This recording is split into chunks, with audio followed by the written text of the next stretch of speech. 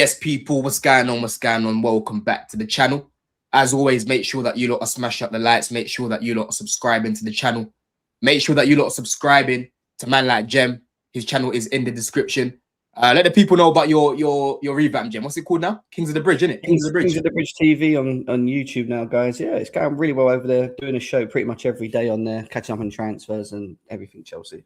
100%, man. You know what I mean, people. Jem's been consistent, so make sure that you lot are checking him out. And as always, make sure that you lot are checking out the sponsor as well.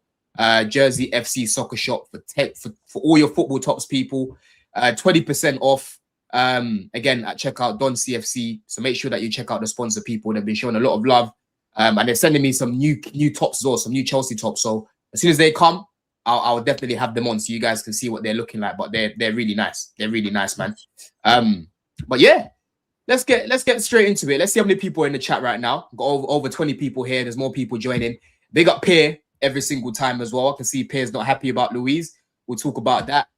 Big up my guy TTM as well, man. Every single time. Man like Cole Palmer. Big up Don. Hey, Cole, you need to DM me and tell me what your actual name is. You know what I'm saying? You need to DM me and tell me your actual name, man. And Breezy. Big up Breezy. Big up to John and Jem. Big up. You got Crash's final boss. Big up yourself, man. You got AP here as well. Big up everyone, man. But Bomber Jem. Yeah. Let's get straight into it, man. We've got the Bomber. You know what I mean, bro? I was just busy working, and then all of a sudden I'm seeing Chelsea Football Club, are considering a move to sign Douglas Luiz on loan for the remainder of the season. 27-year-old Jem. 27. 27-year-old midfielder currently with Forest from Juve, but Chelsea see as a system fit. Brazil international would add quality, experience, depth until the summer, right? What's your take on bringing Douglas Luiz in, bro? Do you think it will be a good signing, especially on a loan? See, as fans, we scream for experience, right? That's the one thing we always do. We say we need more experience, we need more people. I think he ticks the box from a Premier League standpoint, right? We know he's played very well at Aston Villa for a period and not so recent under Juventus and Nottingham Forest. So from an experience standpoint, I kind of understand it. We should really be looking at it as, yeah, we back it. At the same time, it still gives me like, I look at other things, and I think we have to look at how much he's played, how he's gone since Aston Villa, and also his injury record as well. And I'll give you an example with his injury record to start with. He's missed just this season we're talking about. He's missed 12, 18. Yeah, let me share it. I checked it out earlier. In fact, the irony is I watched the game when he got injured this season against United. He got injured against United. Yeah, so there you go. I think it's about 30 plus. Is it about 30 plus games or just under 30 or plus games, roughly? Just say, yeah. So we're in the 20s. Just say 20 plus games that he's missed out in football. Now that worries me a little bit because at the beginning I thought, right, what were the positives of this and what the negatives? Well, the positive maybe is that, which ain't a positive, is that they're probably not telling us to our faces, but Romeo Lavia must just not be fit. He must be out for the rest of the season because there's no way in hell they make this decision to bring in Douglas Luiz, right? In my head, I'm thinking it from that side. So I'm thinking to myself, okay, what they've done, they've gone and looked at someone on a loan for 6 months, brings experience, can cover in that area. Yeah. And then on the flip side of it, I'm also thinking about Cole Palmer. And I'm like, well, we've not seen Cole Palmer fit all season. And maybe they feel that Enzo Fernandez, Rosenior feels now that Enzo Fernandez needs to be more in the 10 role whilst Cole Palmer finds his fitness, right? So it kind of leaves a space there.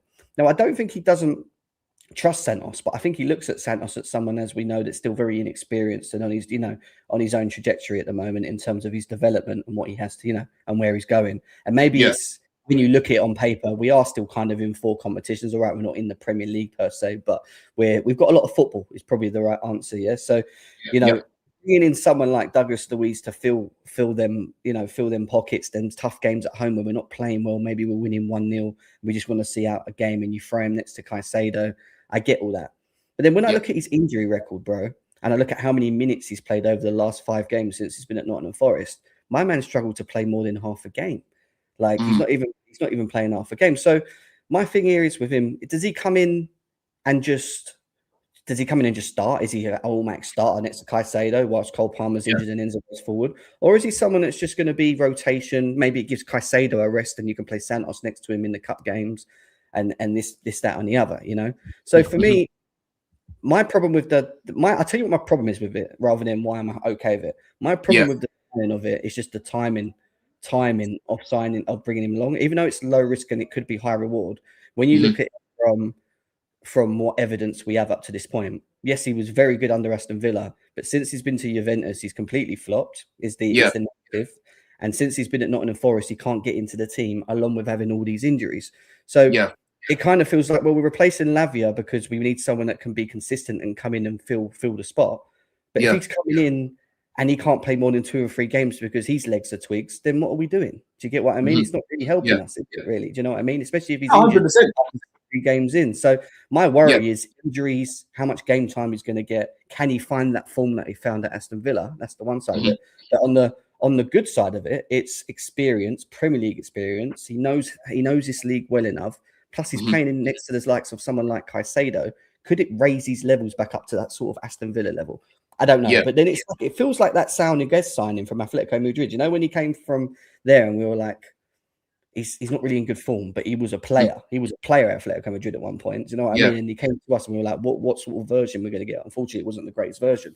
But do you get what I mean? It's like, what we're going to get here. So I think there's negatives and I think there's positives to the signing if we do get him, you know? Yeah, 100%, man. I think you're spot on. I don't want to repeat everything that you said there, Jem, but you got similar concerns to me in terms of the injury record. I know, as you know, recently Chelsea have kind of picked things up a little bit, of improve, especially last season. This season, not so much, because I feel like Club World Cup has, you know, actually affected a lot of our players' fitness, Jem. You know, like the likes of Colwell and Palmer and even Delap and these sort of guys. A lot of football over the summer, bro, and then going straight into the season, hardly any pre-season, it didn't help, right? So I do get it. Like, I've got PTSD about players getting injured. You know, it's ironic. Well, it's a bit, you're contradicting yourself to be, you know, forgetting about Lavia, but then bringing in someone else who can't stay fit. You know what I'm saying? This is the problem. I do get that. But then on the flip side of that, you know, bringing in a guy like Douglas Luiz, bro, especially if Senior wants to play a double pivot, right? You're going to need an extra midfielder because we're not going to replace Faku from the looks of things. We're not going to bring in another 10, which means that, like you've said already, Enzo is going to be more of the 10 in that advanced position. Palmer at the minute, he needs to be managed in terms of his minutes. For me, he needs surgery, bro. I think he's holding out because he wants to go to the World Cup. But when I'm watching him, I'm like, yo, just go get the surgery, bake off, and then come back properly. You know what I mean? Right? But if we're going to play a pivot, bro, you can't have Santos and Caicedo and then just have a Sugo on the bench. Because long term right now, with Santos there, I'm sorry, I don't want to be seeing Reece in that pivot. I want to be seeing Reece at right back. Yeah? That's where I want to be seeing him. I don't want to be looking at Reece and saying, oh, Reece is midfield covering that. Reece and Gusto need to be right backs. Yeah? And then Santos, the Sugo, the midfielders that you've bought to play midfield, they're the ones that need to be playing there. So again, do you think the seniors, just based on this potential signing in itself, do you not feel like Racina's potentially seen what you've just said there? Maybe just wanting Reece to not be playing in that central role and actually playing in his natural position. Because why else would we want to bring? When you think about it on paper, we don't actually need him because you have a Sugu who's coming back. Yes, he hasn't kicked ball in long. We have Santos, but we play Reece James there, like you said. So if you're bringing Douglas Luiz in, you don't really need to see Reece James there, do you? Exactly, bro. Exactly. And if we bring him in and we're still seeing Reece in there, then it's a problem. Then it's another problem. I'll crash it on him for that as well, because I'm sorry, as much as I like Gusto, bro, you know, Reece can be playing 70 minutes. Gusto comes on certain games. Gusto will start and then Reece will play or whatever. He'll come on. There's a lot of games to go around, like you said, bro. We're still in the FA Cup. We're still in the semi-final. You know what I mean? We're literally right into the thick of things in terms of getting top 4. We've got a very good run coming up, Jem. Yeah. We've got so many games coming up this month as well. Reece can't play every single game. You know what I mean? So for me, when I'm looking at this, I'm like, okay, this must mean that Reece is probably going to go back to right back a lot of the time if you're bringing in an additional midfielder, right? I don't want to see this guy come and just not play like Faku. That's where my problem is. If you're going to bring him in for experience and for the quality and that, you better play him. Yeah, you better play him. I also think there's got to be a management phase. If we do get him in, I think we have to be careful of what he you know, in terms of number of minutes that he's played. I think it's 140 plus minutes in 5 games. When you look at it, I think I had the breakdown here. I'll tell you now. His last 5 games, I'll tell you, the last game that he played was the game against Man United at home. Yeah. Where he only played 13 minutes. He come on as a sub. right? You know, I remember that game. I watched it, bruv. But since that, he's not kicked, but he's not played. so Mhm. so you know, how much is he match fit? Probably not that much, which means we would have to get him, you know, ready and sharp. And of course, Rossini is going to probably play him. But then after that, you look at the other games.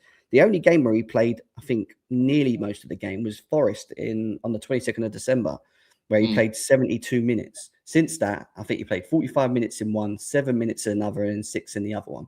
So, like, in terms of minutes, that's not a lot of football. You know, that really isn't a lot of football for someone that hasn't played since January, whatever I said it was, you know, until where we are now. So you're bringing him in.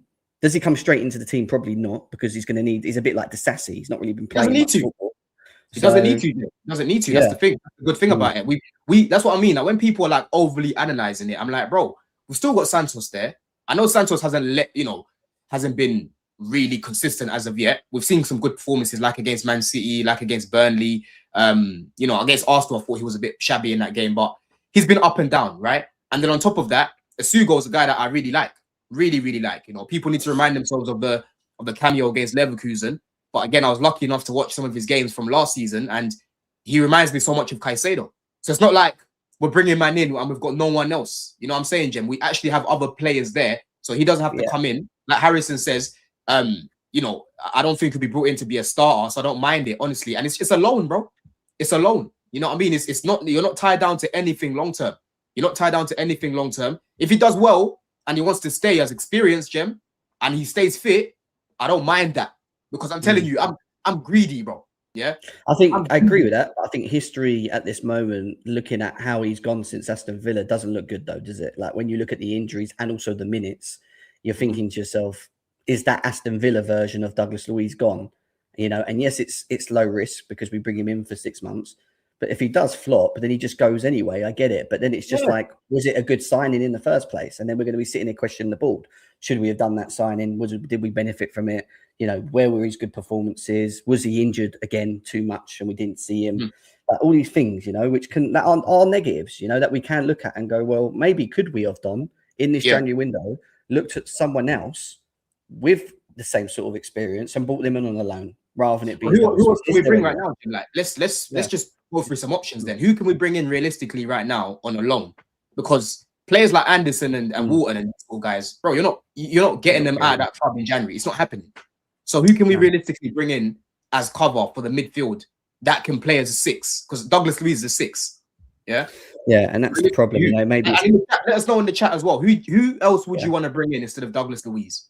With the predicament that we're in right now, let me know some names. Let us know some names, man. Yeah, someone that's experienced as well. Kante. Bring back Kante to the Chels. Can you imagine Kante and Caicedo? That'll be fake. That'll be fake, bro. But listen, I ain't watched him. I ain't watched a single game of his in Saudi, people. So, and I know none of you have either. So I don't know what he's like right now. You know what I'm saying, right? Yeah. But as you can see, Fabrizio's put out a tweet as well. He's saying that Villa want him back. And Jem, I'm sorry, bro. If we can steal him off Villa to help, it'll go a long way because they've got no Kamara. Yeah, you know they're obviously 9 points ahead of us right now. I think it is, yeah, and they're literally right in there. You know they've got an advantage over us, right? So if we can weaken their midfield by bringing this guy in and he actually comes in and does a job for us, I'm all for it because I really rate Villa's midfield, man. I rate it a lot. Bro. I've actually put it second in the league. Yeah, Onana, again, Kamara, Rodgers. You know what I'm saying, bro? They've even got Buendia. They've got Barkley. Look at that. They was even looking at Gallagher before. You know what I'm saying, bro? So, boy, it's them ones. I don't mind this move, man. I don't mind this move. Big up ads as well. It says big up the panelists. It's a great move if you can stay fit. Ads, if you're about, bro, jump on, bro. I'll send you the link. Bro. Yeah. If he can stay fit. That's the question. Really, yeah. If he can stay fit. What's your take on this stuff as well, man? You've got Jeremy Jaquet, you know. Let me just read this out, people. So this is what Fabrizio said on his YouTube. He said Jaquet complicated negotiation at this stage with Chelsea wanting to spend around 35 to 40 million plus add-ons, but Rennes are still insisting on club record sell price. Conversation's still there, but getting difficult. Chelsea also have others on shortlist or could recall Anselmino or Sarr up to Chelsea. What's your take on this, man? Common sense. Like that tweet is really just typical Chelsea, typical bold, typical I didn't. When I saw this news, I wasn't even jumping to it. I'm not even seen enough of the boy as it is anyway. But I've looked at him stats. Yep. I've looked at his stats and seen videos of him, and I see a lot of good things about him. Still very young. Again, he falls into the potential bracket.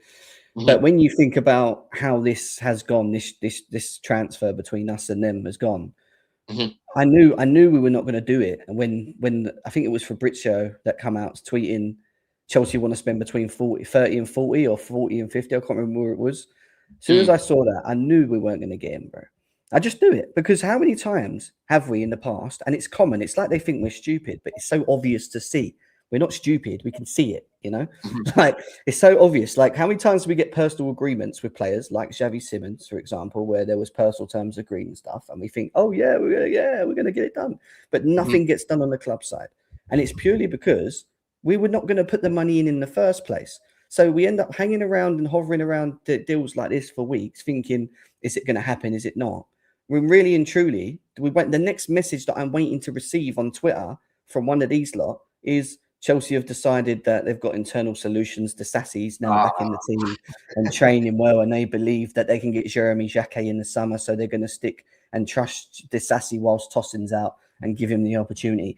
How much you want to bet that that's not going to happen? Like, seriously, you just the only tweet I've put out about this since the news first came out is I'll believe it when I see it, and I put a yawning emoji, Gem, because I'm sorry, they've burned us too many times, bro. I said the same thing about the Semenyo stuff. I said don't get carried away, people, and I'm saying the same thing about him. Until I see him in Chelsea blue, I'm not buying anything, right? Because these man, I'm telling you, bro, the way that they negotiate, the way that they put out briefs, they're honestly just like, you know what I'm saying, bro? And then you've even got look at these bots. I'm gonna start blocking these people soon. Where did you hear me defending these guys, bro? Where did you hear me defending them, bro? Where did you hear me defending them? Yeah, these minions. I'm gonna start blocking you, man, from my channel, bro, because you man are just you've got poor comprehension. And I'm sorry, I'm not trying to build a channel where I'm dealing with low IQ youths. Yeah. I don't want to be dealing with low IQ youths, bro. Leave that for the other channels. There's other channels where you can find people that are low IQ like you. You know what I'm saying? Yeah. But don't talk nonsense on my name. This is the type of nonsense I deal with daily, Jem.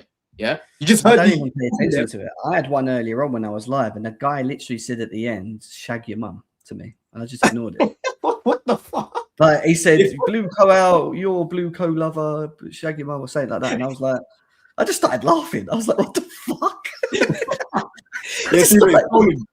He's trolling me. He said he's joking. Yeah, man. Listen, no, but I'm telling you, this is the what do you call it? This is the narrative that people like Terry like to push. Or you just accept everything that they do. You just like everything that they do, and it's like it's a lie. Because when they do things I don't like, I crash it on them. When they do things I like, I will praise them. You know what I'm saying? And for me, I am not listening to this news, Jem. I'm not paying attention. I haven't even done much research, Jem, because he's not in blue. You know what I mean? Yeah. I'm not wasting my time, because I'm telling you, you're so spot on. These guys will just come out, yeah, they've walked away. You know what I'm saying? Yeah, we've walked away now. We don't feel like there's a 5 million valuation gap. There's a 30 million valuation gap. I'm sick and tired of it, man. Like, bro, but if you know you're going to be penny pinching, bro, I'd rather you not tell us anything. Yeah. I'd rather you not tell us everything about this move, bro. Just tell us when you're nearly done with the move, close to joining Chelsea, bro. That's what I want to know about it. You know what I'm saying? They love the Y Scout comment. Yeah, I need to get Y Scout back, people. I need to get it back.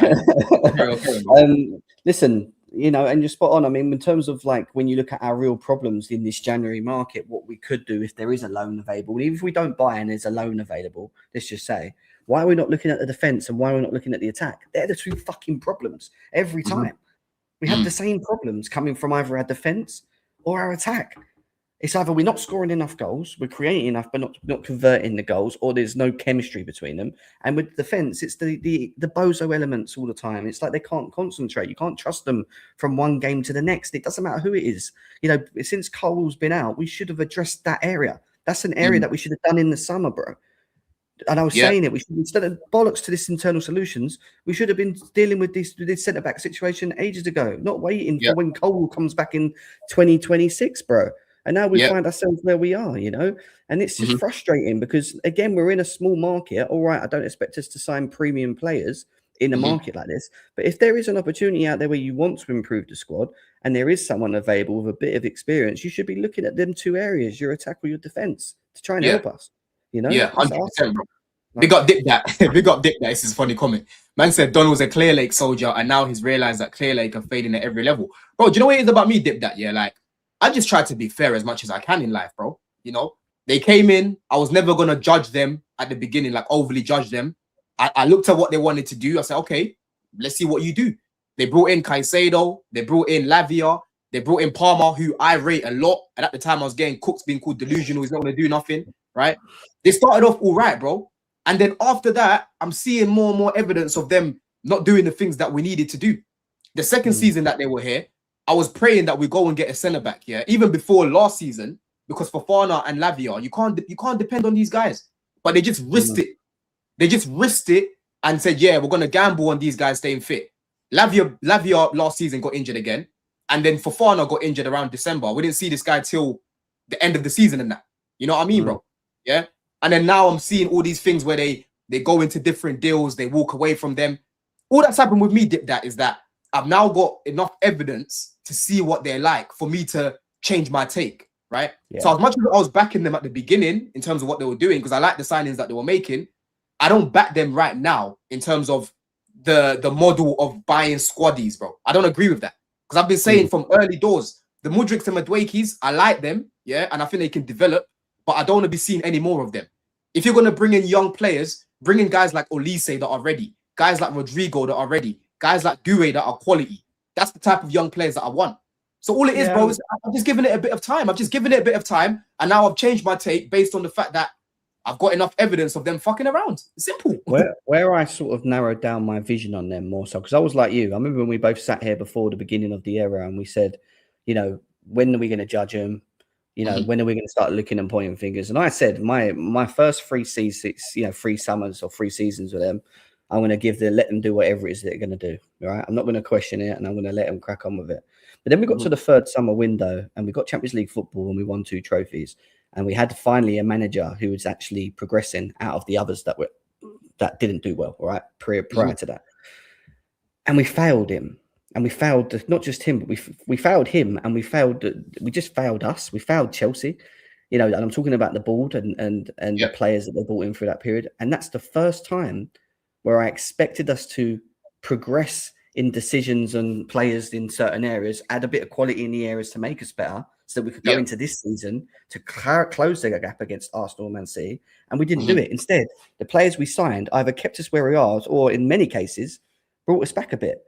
Yeah, I'm talking about signings. I'm not talking about the returns of the Santoses and things like that, or Esteval, who we signed a little while ago. I'm talking about what we actually did in the summer window. It just wasn't, for me, it was the first window where I looked at it and I was like, nah, this ain't good, you know. And now we're going into the 4th one. And for me, the 4th and 5th one, Don, we shouldn't be sitting here talking about, what next potential we're going to be signing.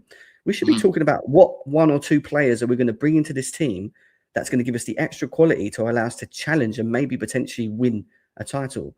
But we're not near it. We're not fucking near it. That's the problem.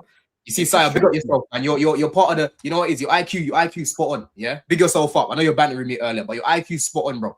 This is what I've been saying, Jem, yeah? Sire says the reason why I dislike Clear Lake so much, this current league, Premier League, is meaty. We could have been on a title race easily, right? Now, I don't think it's, when you actually deep it, the teams around sort of 6th to like 10th, they've improved, didn't it? So that it's harder to kind of, you know, just win 10, 15 games in a row like what Man City and Klopp used to do. But when you look at the teams that are meant to be competing, Man City are still kind of going through a little transition period, and Pep is literally about to leave. Liverpool, bro, yo, these men have so many holes in their squad when you actually deep it. Yeah, and they've got injuries as well to their players, right? That are out for time. Yeah. You've got Arsenal.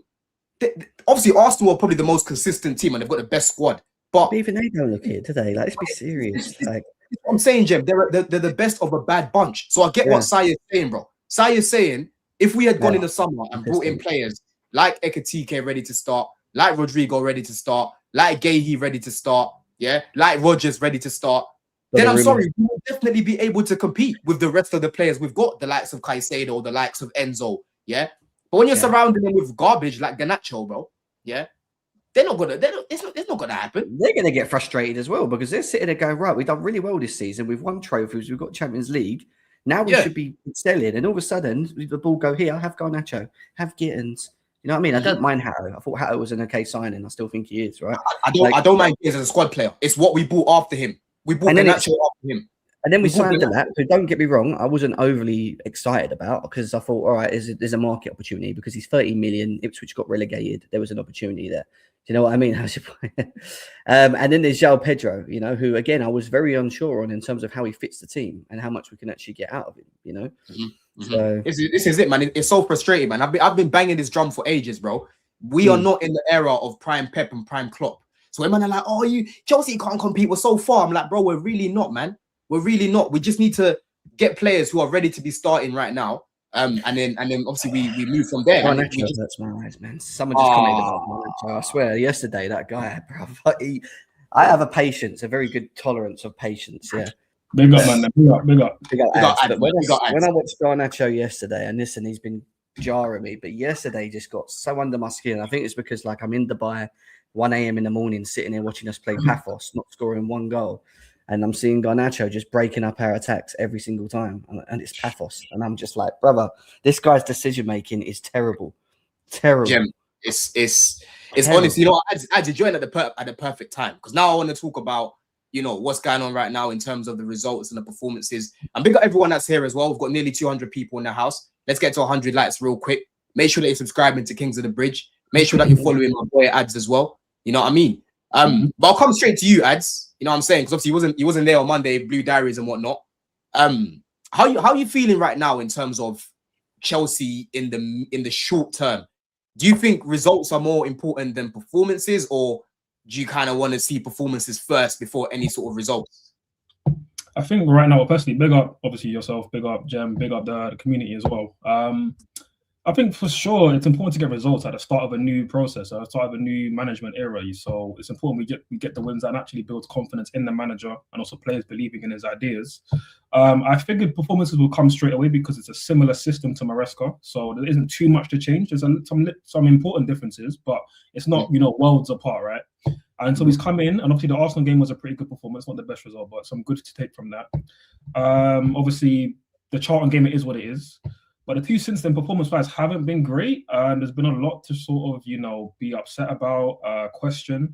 You can even say that it's very much Maresca-like, the bad part of Maresca. So that wasn't too pleasing, but we got the wins, and that's the most important thing. So hopefully that builds confidence, it builds momentum, and eventually that can lead to something good. Because I've been saying for a long time, bro, like, because I wasn't a fan of the signing, or at least the hiring of Rafinha.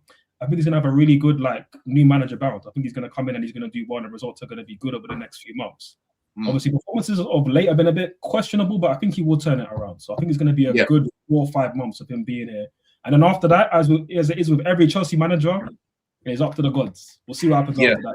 We'll see what happens. What's your take on last night, though, man? Because I'm seeing a lot of people saying yesterday was a shocking performance. It was horrible, and if we can't keep playing like this, and I'm seeing some other people that are more saying, you know what, we should have won more than 1-0. What's your take on last night's performance, Ads? I ain't gonna swear, but that crap was boring, bro. That was arse. That was like watching Conference League again, bro. And I ain't trying to go back there. Like, that's a good reminder to be like, we need to finish top 4, because games like that, bro. I'm there like looking at what I'm gonna cook for dinner, bro. I'm like, I caught myself thinking, I'm like, when am I ever watching Chelsea in a Champions League game and I'm looking about like recipes for this and that for dinner? It's like, bro, like, it's just dead, bro. So games like that are just awful. Again, it's mainly on player quality to like do something against the low block, because you know you got the ball at your feet. You got 70% of the balls to like do something, show some ability, and that's why Esteban was, you know, dribbling and trying to make things happen. Wasn't his best game, but at least you saw him trying to make things happen. The left hand side, we won't talk about my man number 49. We'll leave that there for now. But again, games like that. Talk about him, bro. Listen, I ain't trying to swear or drop this track on my man in it. Let's just leave it for one time, bro. Everybody here, if you see me on the channel, you know my thoughts on number 49 in it. We won't get into surely, lad. But my main thing with yesterday, again, obviously we won, we got the result. Caicedo, great header.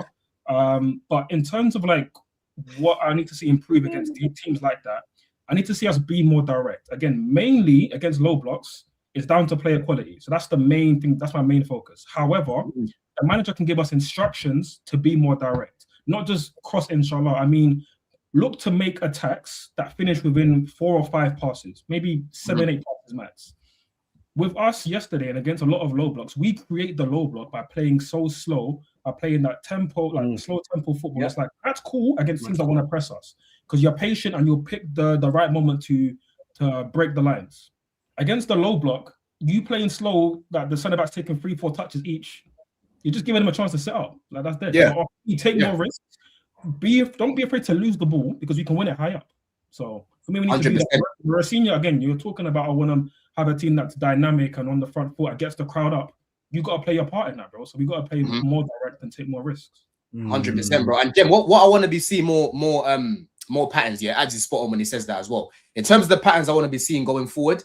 Yesterday, for me personally, bro, of course, it wasn't the most exciting game. I'll be honest, it wasn't. Like the first half, bro, it was dead. Yeah, but at the same time, Jem, I'm sorry. Over 90 minutes, I saw some good chances in that game where we should have beaten them, but even by at least 2 goals, right? Because if we had scored early, they would have definitely come out to play, bro. Towards the end of the game, they had a few shots. They were playing for a 1-0 loss at the end. I can't lie. Like, I've never seen a team. No. They came out to play towards the end, bro. They were pressing us high. They were attacking us. They even had a few shots. I think they had 2 shots here. They did go forward a bit more. Yeah, they were going forward a bit more, bro. Pedro was getting a lot more space. They were still very defensive. But yeah, they were very defensive. But even though they were very defensive, and I was bored, bro, there were certain patterns I liked, Jem. Like when Badia Shield played the ball to Esteval around the box, right? Very good block from the defender. There was a moment where we played it around the box again. We gave it to Hato. He kicked it straight at the goalkeeper. You know what I'm saying? Esteval had a chance that was created by Gittins when he came on. Yeah. Enzo obviously scored a goal, but it was disallowed. You had Caicedo, bro, shooting. Yeah. Twice. I think he should have actually, for that shot he had, the first one he had, bro, you got to be putting that in the corner. You got to be putting that in the corner, right? And Enzo to Esteval, that one on the volley as well. Enzo to Esteval. You know what I'm saying? So, bro, even though it wasn't the most exciting performance, we still had so many chances in the game where I'm like, yo, the keeper was on smoke. Even the Pedro one, I forgot about the Pedro one. That save was mad. Because Neto shot, yeah, and it deflected off of someone, and the keeper kind of just got to it late, right? So I'm looking at the game thinking, okay, the keeper was very good. He turned into Neuer, but at the same time, the players weren't clinical enough. Because a lot of these shots, bro, they should be guiding the corner. We were putting it too close to the goalkeeper. You know what I'm saying, bro? Was putting it way too close to the goalkeeper. So for me, if we had scored earlier in the game, you would have seen Paphos come out a lot sooner. They would have come out a lot sooner, and we would have had a lot more space to do what we needed to do. Because I'm telling you, go back and watch the game towards the end, yeah? We started to build up the way we normally do because they were pressing us. And you started to see us going through the lines. As well, aren't they? Yeah. Yeah, players are getting tired as well. Yeah. You know what I'm saying? So for me, I would take it, bro. I would take it. It wasn't. I've seen Chelsea play better, of course, but I'm sorry, bro. Right now, we're back in the top 8, and we win against Napoli. It's in our hands. Win against Napoli, we automatically qualify, bro. Yeah, I thought it was a shit game, personally. I thought we had some good chances and moments. Yes, I agree. But my biggest problem, and I know you mentioned Rafinha or the manager, and yes, you can moan about Gusto being in the 10 or little things that, little instructions that we don't like to see. I still just don't understand how it's so easy for an opposition to come to the bridge and go, we're going to put 11 behind the ball, and we just struggle. I guarantee if you put 11 of us on that pitch in that first half, just us, man, them 11 against Chelsea, they ain't scoring. And that's not even a joke. I just don't get it. Like, we just don't move the ball quick enough, and Ads highlighted it. That's the thing that kills me the most of us. Not moving the ball quick enough and sidewards. You're going, like, go forward, man. Delap didn't get in the first half. Delap didn't even get a moment to get involved in the game. He was making little runs, and we wasn't even making them passes into him. It was only sometimes where he had to come so deep to try and link the play. But then, other than that, the only thing I can criticize Delap on, and I think this is something that just in general, I think he needs to do better in, is that when he does get in the box, his movement's a bit static. He needs to be a little bit more like, he's got to guess and understand where he thinks the ball's going to go. If it's Neto cutting inside, 9 times out of 10, what happens when Neto crosses the ball when he cuts inside? He plays a deep one at the back post, right? Yeah. So why are you at the front? Why are you always standing at the front? But that's the thing, though. It could be an instruction. Like, it could be an instruction. The instruction could be for natural to be making that run. That's instinct still, though, Don. Little things like that as a striker. You know, if Osimhen was playing up front and Neto was cutting inside all the time, what do you think he'd be doing? Oh, yeah, yeah. He'd be positioning himself. No, but what I mean is he'll be positioning himself in a position where he knows the ball's going to be, and he's going to understand the people that are crossing the balls in, how they cross it, or you know what I mean. Sometimes it's just little things like that in our game where we make it hard for ourselves. And it's like, why are we making it so hard? Yeah, but that's what I'm saying, bro. You have to know your players, Jem. If you know that Delap, yes, I agree with that point. Delap needs to improve his movement in the box for sure, 100%. Like especially with the crosses, 100%. But you know that's not one of his strengths, bro. You know the guy's strengths, right? Is running in behind 1v1 and just banging it in. Because that's what I want to be seeing from Delap. I want to be seeing Delap getting chances. To do that against a low block, though. There's no space. There's no space, bro. But even though there's no space, I was seeing Delap running in behind. I've seen Delap against Fulham. Fulham were playing a back four when we played them, right? Yeah, they're playing the back four when we played them. I'm seeing this guy running in behind. No one finds him. I see Gio running in behind. No one finds him. I see even Pedro at times running in behind at times. No one finds him. We've got this habit ads of always wanting to go, wide. And I'm like, yo, we've got players like Enzo on the team, right? I rate Enzo to a very high level in terms of his passing. I know his passing sometimes has been a bit shabby, but when he's on it in terms of, trying to find people and creating and that, he can find those passes. You saw the pass he made to Esteval, bro. He's got that in his locker. And but then reading the box as well, can I just say? Because this is the thing. You could argue that Enzo's reading of the box is better than our fucking strikers. How is he always finding himself in a position where he knows the ball's going to be and getting that chance? Like, it's because he's understanding what's going on around him. Do you know what I mean? Bro. We need to drill this pattern of going down the middle more often, because we've got into this habit of going wide. We already know Neto's not the best 1v1, so all you're gonna get from my man is chop, cut back. I know yesterday he tried at times to go past people, but usually it's chop and cross. Yeah, we need more variety in the attacks in terms of chance creation. Because I tweeted yesterday, it don't matter who our striker is, bro. They all struggle the same way. Haaland in this team would struggle to score goals, bro. Put it like that. Yeah, no, I think in this modern football, like, again, when we grew up, we used to watch teams build around how to get the best out of their striker. Whereas in this area, it's like, how does the striker get the best out of the team? It's all about, they link up play, they press one, but it's like, what about the most important thing, which is putting the ball in the back of the net? And there's not that much of a focus on it. And you mentioned the point about Delap and Neto. It's like, I feel like maybe the instruction is, Delap, you stay in one certain area, Garnacho, whoever's left wing will be at the back post, and then Enzo will box crash, or Palmer, whoever's going to be there, right? But it's like, again, I'll be interested to see what the tape study's like, because again, when Rossini's going through the tape, is he saying that, this is fine, or is he going to give them opportunities to find different solutions? Because maybe Delap should take it upon himself to go to the back post and actually be like, I'm going to be there because I know what Neto's going to do 9 times out of 10. But again, that comes down to recruitment, honestly, because we're recruiting the kind of players who just want to be a part of the system and play nice and, listen and then do what the manager instructs. But if you brought in a personality like Osimhen, of course, he's going to try and play to the team, but he's going to be like, I need to get mines. I need to go and do what I need to do, and I'm going to be where I need to be in the box. So we don't have a lot of those personalities. Palmer's one of them. And again, in offensive areas, it's pretty much just Palmer and Esteban, because Esteban will do his own thing, fair enough. But that's it. So that's why when you talk about low blocks, it talks about, again, when we're choosing to play so slow in that, you get the ball to the winger and against the low block, they have to create magic. And then take away Palmer, take away Esteban. When's the last time we've seen number 49 or Neto or Delap do something special?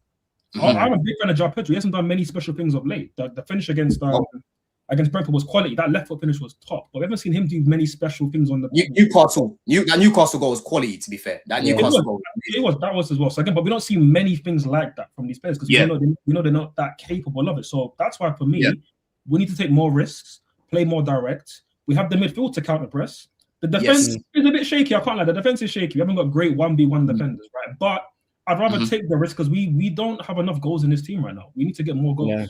So 100%, man. And big up Ishi as well. He said they're scared to go down the middle because that's how counter-attacks happen. It's just scared football, bro. Listen, football is all about taking risks, man. This is why you want a pivot, right? You want a pivot. You want the likes of Caicedo and Santos in the team. So when we do lose the ball in the transition, they're there to stop the fires. This is why you want players like Fofana. I know Fofana didn't have a great game on the ball yesterday, but you want defenders like him who are able to defend a lot of space So when they do come back, bro, you've got players there that can win the ball back for us, right?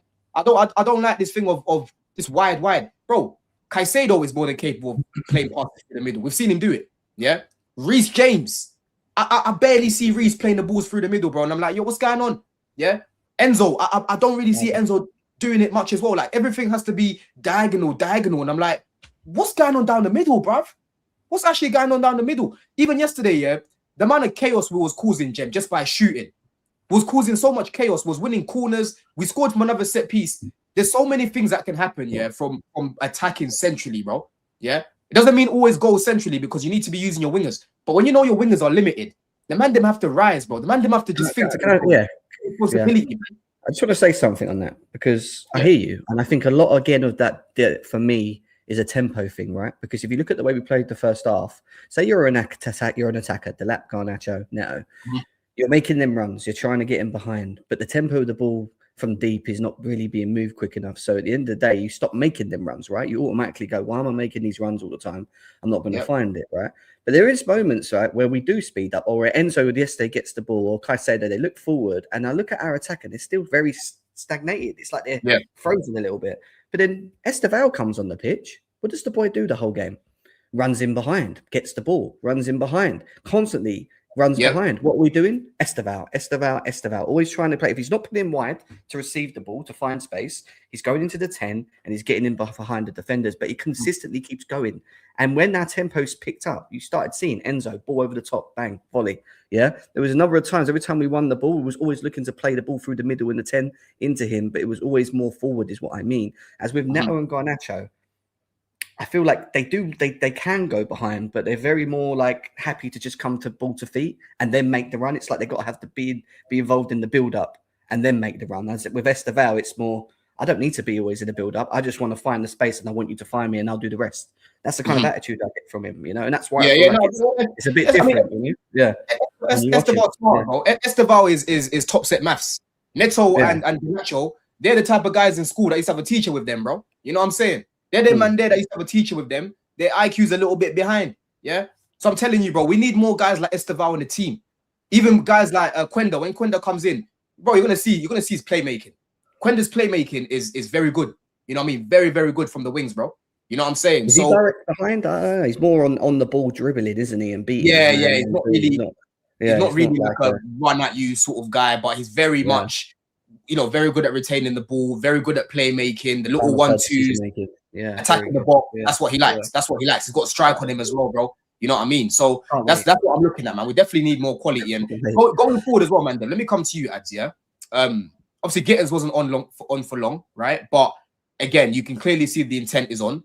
I know his crossing was a bit off because he was even saying in the group like his crossing was a bit off. But like second half of the season, what do you think Rafinha needs to do with our attack? Like, how do you think he needs to set up the attack? Because that Neto Garnacho thing, it went still with Maresca. So what do you think we need to do in terms of personnel going forward, bro? Yeah, I think for starters, you need to just platform our best attackers and try and get the best out of them and then just work the rest around that. And obviously, hopefully, we're going to have Palmer fit for most of the rest of the season. That's going to be a big addition, which Maresca didn't have for most of his time at the start of the season. We need to see Esteval start more. Again, there's all this talk about, you got to protect the player and, you know, it's his first time in Europe, you know, what is this talk? I'm not trying to hear it. We've seen top players from Brazil come to Europe straight away and mash work, bro. And for me, he's got the ability to do it. And it's not like he's got prime Hazard and, you know, Joe Cole and Robin and Duff ahead of him, or even like Willian at his best. No, he's got flipping Neto and number 49, bro. Like, this guy should be starting more games. It's as simple as that. So, yeah, man, we've got to start him a lot more. And then on the left, with how we're trying to play, I think Gittins can suit it a lot more. That's for sure. But at the same time, 49 does have his benefits. He's more direct. He'll run in behind. And it just it's more direct than Gittins. No. Okay, for me, you know what it is, right? It comes to the game, the team that we're playing, and game state as well, right? Because I've been saying a long time for number 49, he should be coming off the bench more. Because we've seen it against Arsenal off the bench, got the brace. The cup game against Cardiff, where he came on, I think he got a goal, maybe an assist as well. He can have an impact when it's really an open game. But again, when we're starting games, and we normally start games pretty decent, but at that time, there's not as much space on the pitch. So for me, just let Gittins use, but let our better ball carriers, our better ball players be on the pitch in those moments. But yeah, for me, I feel like we sometimes do it a bit backwards. So hopefully Rosenior does that better. But of course, a lot of this, we speak about manager decisions because that's something that we can relate to and talk about because we can, like theorize what we would do in the same positions, right? But ultimately, it still comes down to the footballers at the end of the day. The game is still played by the 11 men on the pitch, and we need to hold them more accountable. And these players need to give us more. Palmer needs to give us more. Obviously, I'm going to give him a bit of time because he's had another injury setback. He probably should have had the surgery, for being honest, man, then, but it is what it is. Hopefully, he gets back to his top form. Esteban can do what he can do. I still expect more from João Pedro. You're expecting a lot more from Delap as well, Don. So these man, of course, they need to rise it. Of course, 100%, bro. I'm expecting more from. Like I said, listen, first half of the season I was cooking Delap. You guys know my thoughts. I said for me, I think second half of the season is when he will be sharper. And he needs to, by the way, because he's getting a lot of media protection. Because my man came off the pitch, and I remember Martin Tyler was like, "Oh, good shift," and I'm like. If that was Lukaku, you would be asking for him to be deported, brother. So like, they got to get the same energy. So like, the lap, he's been poor. He's been really bang average. In fact, worse than average. And we expect way more from the player. Forget the price fee because we actually got him for a decent fee. But Premier League proven, goal scorer, our first proper striker in ages. Because I didn't count Jackson as a proper striker because obviously his development was a bit different, right? But our first proper striker in ages. So we need to see that actualized on the pitch. So boy, he better end the season good. Otherwise, we got some serious questions, man. Yeah, but again, he's not going to do that without no fucking creativity, bro. Like, I don't know why people expect every striker, to just be able to just pick up the ball and just run. You know what I mean, Jem? Oh yeah, he should be able to, bro. Not every striker's like that. He's a typical 9. He's like a Haaland. That's the sort of profile that he is. Haaland's, bro. You can't just give the ball to Haaland and tell man just run. He ain't gonna be able to do it. He needs to be creative for it. Unless it's behind. Again? Unless it's behind, and then he just bulldozes his way to the goal, doesn't he? And puts that's coming from someone playing in the passes, though. That's coming from someone playing in the passes. The lap needs to be supplemented for, bro. Jackson had the privilege of playing with a fit Cole Palmer. Yeah, Cole Palmer hasn't been fit, and that's what these men are having to play with. And that's where I'm saying other people like Reece and these sort of guys, they need to up the creativity in this team. Sometimes just forget about the instructions from the manager, bro, and just have some responsibility, man. Yeah, I've always said about our creativity that without Cole Palmer and Enzo Fernandez, I worry when it comes to creation. I really do. There's a stat on Enzo Fernandez that shows, and it's this season, and he's top of it, by the way, and it's the second assist before the goal. So the guy that's involved in the build-up that plays the assister, who then plays the pass to the goal. So so it's like a pre-assist. Yeah, he's top of the league currently of every team for that. So he's he's involved in all our build-ups pretty much, which is a pretty impressive stat. And this is the one thing that I keep trying to drill into people that want him gone or don't like him. It's that if you don't like him, fine, from an agenda or an emotional standpoint, fine, for whatever reason. But when you look at it from a Chelsea standpoint and how we play and what he brings on the pitch, his creation when he's not on the pitch is a problem, especially if Cole Palmer's not there doing it, because you can't rely on your wingers to do it. Nato's not good enough or consistent enough to create enough. Garnacho hasn't got it in his locker. Reece James probably could if he was playing a little, if he was in that midfield and played balls a bit further forward quicker. Caicedo's not going to do it too much from the deep line. He likes to keep the ball, transition and moving quicker. So then it becomes a problem, like you said, for the strikers to actually make them runs or, try and find them spaces to know that the ball's going to come to them. And this is why when you saw in the Club World Cup that João Pedro had done pretty well, because Cole Palmer was just feeding him heads, if you remember. Yeah, it had this communication between them where he knew that if he ran into that space, someone was going to, either Enzo or Palmer is going to find him. He knows, and it's just, I think that's a big issue for us. It's like we lack, big up Lewis in the chat as well, we lack that sort of creative mind, and it worries me that if they're both not in the team, where does it come from, bro? Who do you rely on to step up and create the moments that we need? If it's not our wingers, probably. In terms of quality, 100%. This is why I talk about Esteban needs to be just given like a main position in the team, because boy, if it's not Palmer, in terms of the attacking players, I don't know who we're getting it from. But we are fortunate that Enzo's given us a lot of GA from midfield, because you don't get that a lot in this era of football. So that's big. That's big for us. But listen, we've talked about Enzo a lot over the years, right? So I actually want to ask you this question, because literally in the first few minutes of the Charlton game, I was like, oh, you know what? Enzo's going to cook in this team. And I don't think he was even starting that day. But I just saw the fact that the two DMs were actually playing close to each other. right? And I feel like we know with Enzo's skill set, in possession, he needs to be deeper because he's like the brain of the team. He's the guy who wants to be the pass master. For me, he should be getting 100 touches a game like he did the other day. He does. He when he's dominates. not, when he's getting like 60, 70, it's like, are we really using him to his best of his capability?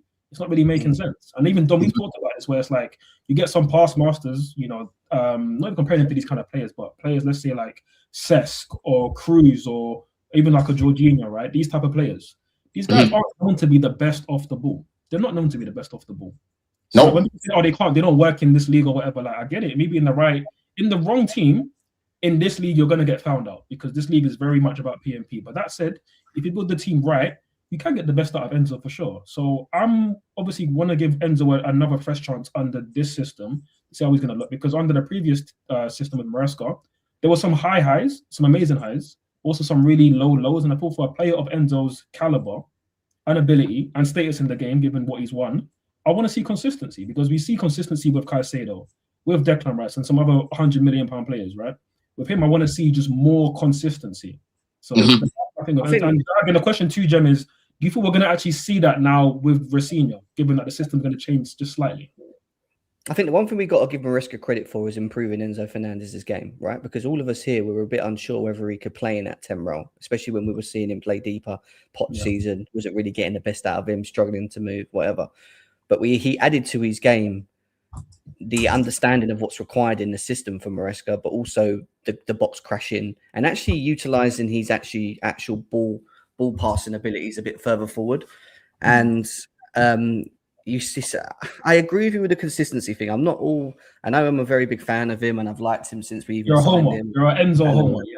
No, I wouldn't even go that far because I would still criticize him when he's not playing well. You know, I'm not someone that doesn't notice that he doesn't play well. You know, I agree with his consistency. I think the one thing we can say is that at the beginning of seasons, he doesn't turn up. He needs to find that consistency where when he comes back into the beginning of the season, he starts and he performs. He needs to find that in himself. There's also games like Leeds, and I think of Atalanta, I think it was, where I thought they were probably two of his worst games. Yeah, whether it was fatigue or not, I don't care. He should still be performing to the standard. That's the period where, bro. That period there, Jem, yeah, bro.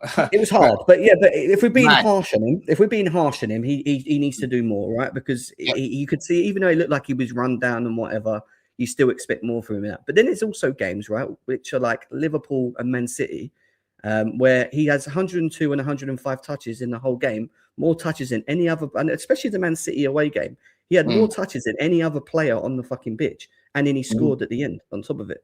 So there is moments where we're actually utilizing him to the best of his ability in that position because he's getting more touches and he's actually being creative and he's actually getting involved. But it's because he gets around the pitch so much as well. It's not just because he's holding his 10 role. It's because he's also trying to make sure he covers the spaces off the left when the left winger goes forward, or help Caicedo if we need to, or Reece James in the defense when they get caught out of position. And this is why for Enzo to have a really good game, because of his role where he has to play in a 10, drop deep, get in the box, he has to do all of them things really well.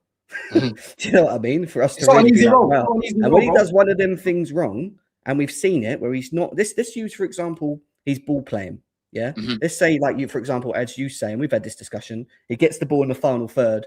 He should release the ball a second earlier, but he doesn't, and he loses the ball on a counter. And we're like, why is he doing that? He should be releasing it a lot quicker. I 100% agree with you. But then it goes back to the same thing that I think it was Jimmy said in our group about Caicedo, when I mentioned about how I don't like Caicedo's challenges.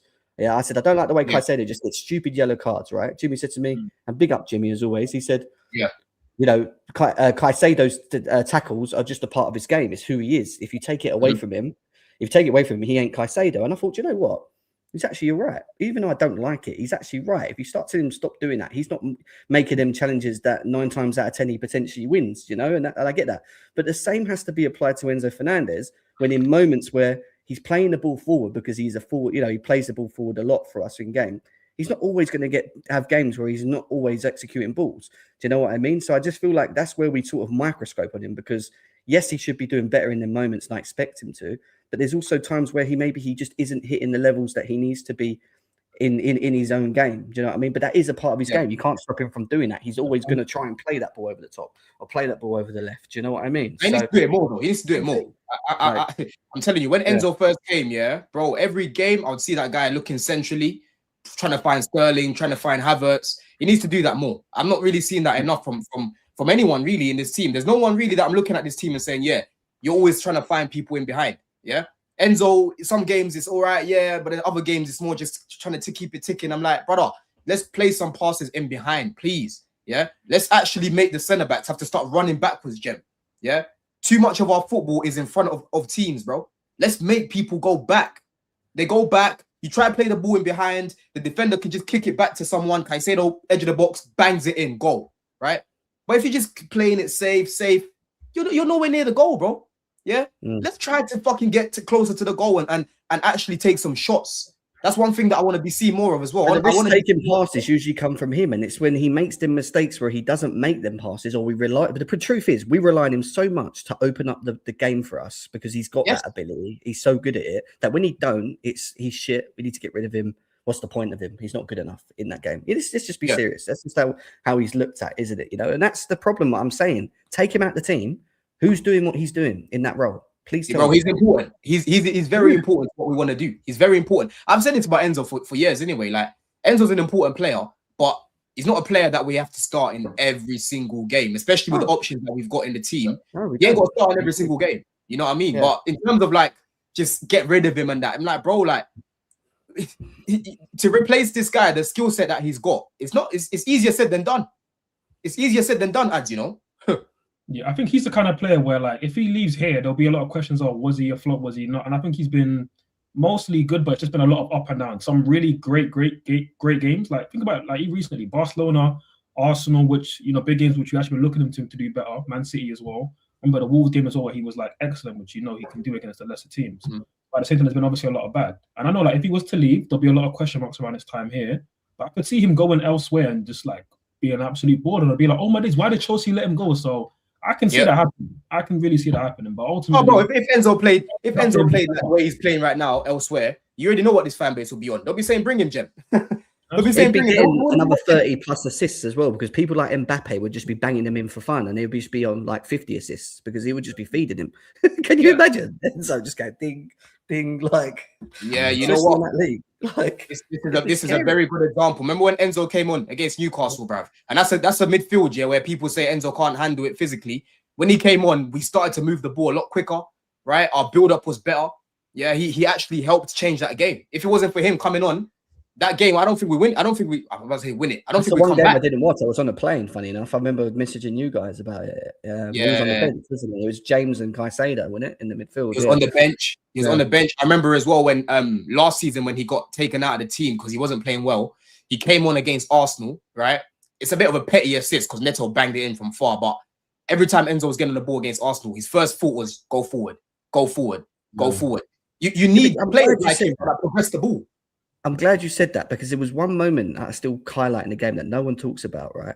Other than the third goal because he left Zubimendi to run behind him. But then we forgot about Santos and Fofana after that, who were absolute, I don't know what they were doing before he scored that goal. Yeah. But when Garnacho scored the goal that got us back in the game, the first goal, and it was Enzo Fernandez, who we knew was playing in the pivot, who won the ball. Yeah.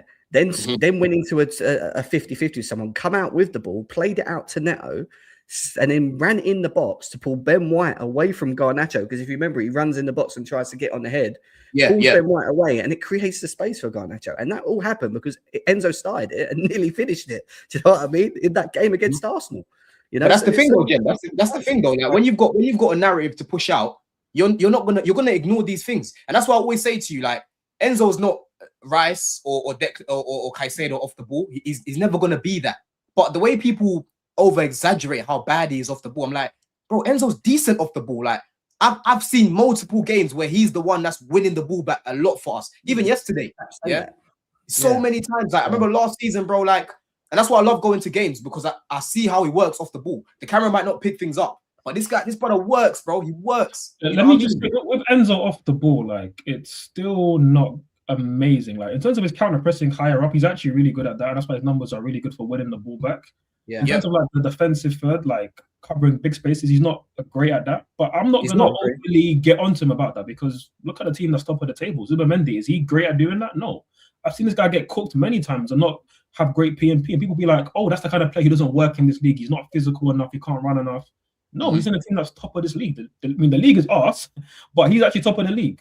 And people are talking about Tielemans versus Enzo. I'm not going to necessarily get into that. I think it's pretty clear who the better player is. But they're two good.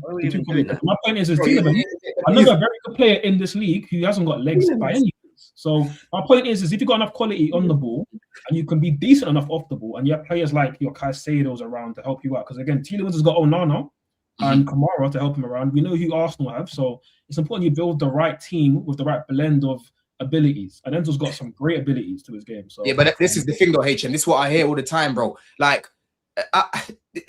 Enzo is not a destroyer. I've just said he's not a destroyer. You're misprofiling the guy. They expect the guy to be so progressive on the ball and to be fucking Caicedo off the ball. Yeah. Enzo can win the ball back in the press or tight spaces. He can't cover transitions or big spaces. Don't relax. Why do you think Caicedo's there? Why do you think I'm saying we need better centre backs? It is a weakness having 4 offensive players and then he's one of the 2. So like, it doesn't mean you're a little bit more open. If he was in a 3-man midfield, people wouldn't be talking about this. So and that's why I keep saying, bro, we need to play a double pivot and obviously play Enzo in there because when Enzo gets run past, there's still Santos and Caicedo there, bro. And then you're not really overly talking about it like that. Like I never used to see, for example, like David Silva in this day and age of social media, bro. Players like David Silva and that KDB, these guys will be slandered by a lot of these newbie fans, bro. This is the best one to say because he didn't have legs at all. Yeah. Fabregas, bro. Fabregas. Even Santos, though, not someone saying, he doesn't cover space that well. Let's be serious. He's not someone that eats up. Santos does. Not big spaces. You saw what happened to him. World Cup, Santos was moving like a demon, bro. Like, who was it we played when it was Enzo and Santos and he was left on his own in the middle away? Was it Nottingham Forest? I can't remember. And he was just getting eaten up. They were just walking through him. Leeds? What game was that? I can't remember. I think it might have been Leeds. So bad. Listen, I really like Santos' ability, and I think he's great off the ball. Santos has been very underwhelming this season. He's been probably the biggest surprise in terms of I've not seen him be as good as I thought he would be. And I feel like a lot of that is also playing time. He hasn't been trusted as much by Maresca, which is fair enough. But at the same time, I thought there's a lot more to come from Santos. But off the ball, no, Santos is a good ball winner. But he doesn't cover big spaces. Right? And it's another thing as well. That with Enzo, Man City away when it was who was it? It was Enzo and Reece James, was it? I think that were Enzo, Reece. Yeah, Santos came on. Enzo Fernandez won the most tackles in midfield. You got people like Rodri in there and stuff. And I'm like, he's stopping Turkey. He was marking Turkey the whole game off the fucking blitz as well. On that big pitch, bro. Yeah, and then people say, "Oh, Chelsea haven't got experience, bro." What do you think Enzo Fernandez is? Like, this is, bro. People need to realize Enzo Fernandez is one of our experienced players. Caicedo is one of our experienced players. We've got experience in this team. It's now the stage of bringing quality into the team, bro. Because we've got experienced players. I don't like this thing of trying to still baby these guys, bro. Enzo's not a baby. Caicedo's not a baby. Stop talking about them like we just got them last week and they've only played 20 games. Most of these guys have now played over 100 games for us, innit? Yeah. The point about us having no experience is a bit redundant. We haven't got no experience, but at the same time, how many guys do we have in their actual prime, in their peak, that we can say that? Tossins. Yeah, but that's why. What's the take on Luiz? Like, there's not many that are actually like that point in their career. Right? A lot of them are like, but is Oli saying his peak though? Is Oli saying his peak? No, but look who he's surrounded by though. Yeah, but the point is, bro, right now, if you go and bring Olise into the team with the players that we've got, Enzo Fernandez and that, we're cooking. The main point, of course, is quality of experience is absolutely the most important thing, right? Because you could win a league with like a bunch of 23-year-olds that are just like top quality. We have like a lot, but not enough, right? Again, Garnett and all that, right? So obviously we're lacking certain things, but of course, if you have quality is the most important thing. But at the same time, we haven't got many guys in their actual peak, in their prime like form right now. A lot of our guys are like ascending to get to that place. So for me, I feel like we could do with a few more guys in their prime to help the guys that like Palmer and Caicedo and Reece James. We need more guys like that. Yeah. That's number 49 type signings and even Gittins and whatnot. Get guys who actually who raise the ceiling of the team. That's what we need. And that's why I'm saying quality. That's why I'm saying quality, bro. Most of these players have quality, man. We could have Rafinha on Elise. Let me read this comment. Yeah, HM says not really experienced when they haven't even clocked 10 Champions League appearances or 1 big club trophies, bro. So by that logic, Rice isn't experienced then. Rice hasn't got experience. By that logic, Zubimendi hasn't got experience, bro. Yeah. By that logic, there's a lot of Arsenal players right now. Gabriel hasn't won a trophy, has he? In his career, I don't think he's won a trophy in his career, bro. You know what I mean? I'll fact check that in a second. But that logic doesn't. Bro, trophies are a team game. You can't try and crash it on an individual when it comes to trophies, bro. You know what I mean? It's a fucking team game. So by your logic, those players I just mentioned, yeah, that are heavily experienced, haven't got experience in your eyes, bro. You Enzo was playing Champions League under Benfica. Like, I remember him playing there. So, like, what are we doing? Caicedo might not have, but Brian. Wait, do you want me to read you Gabriel's trophy list? Go on. What's his trophy list? So they said this like this Super Cup in England, but we don't count Community Shield, especially because they qualified that by being second. That don't count. He has actually won a trophy before. He's won in 2018. He won the Croatian Championship Award. So I think maybe that was the league title in Croatia. So that's what Gabriel has right now. You see that, HM? So by that logic, Gabriel shouldn't come to the club because he hasn't won big trophies yet. You know what I mean? What's Enzo won? World Cup. You see, now you're moving the goalposts now. Now you're moving the goalposts, yeah? Let me even bring it back up again. It's what people do.